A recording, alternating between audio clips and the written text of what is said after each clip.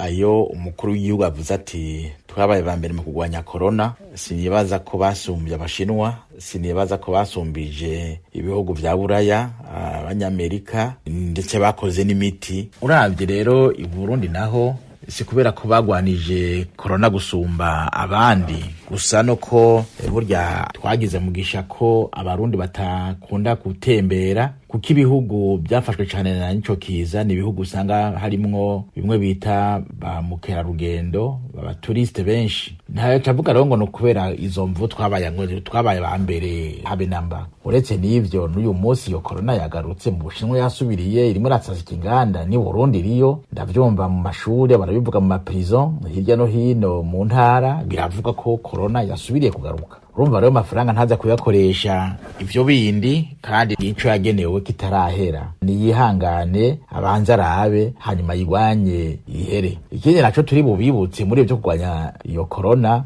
ni ko gihe bavuze bati yamara genda mwicancishe, abakuru bo nyene bavuze bati genda mwicancishe, mugabo inkurikizi zavyo nizaba mbi ntimuze mutubaze. Urumva bari bababujije. Rero gasanga kwihaya ngo nabaye ba mbere mu kuvura ico kiza sivyo, niko ameze no kwiteranya n'ijeke kugira ngo yerekane ko ari umuntu akomeye cyane. Atayo mahera nayo asigaye ngo azoyakoresha ikintu gihambaye cyane. Bwa mbere nabanza arindira ihere natenyenye, hanyuma niyahera azosaba uruhusha bwawe yabayamuhaye, ati harasigaye amahera aya twagira tuyasabe akora ibi. Burya ntubwire ibyo wiyumviriye wowe mu mutwe wawe kuje muco vuga ngo nivyo reka ndabikora ngo abazovuga bavuga. Siko bigenda. Amafaranga uzi ko utakoreye, amafaranga uzi ko wahawe, uravuga uti aya mahera yasigaye nagira ndabasabe ndayakoresha ibi n'ibi. Niko niyo nzira nziza imigenderanire myiza n'abandi bantu n'ibindi bihugu, cane cane baba bagufashije kuronka ibi na biriya.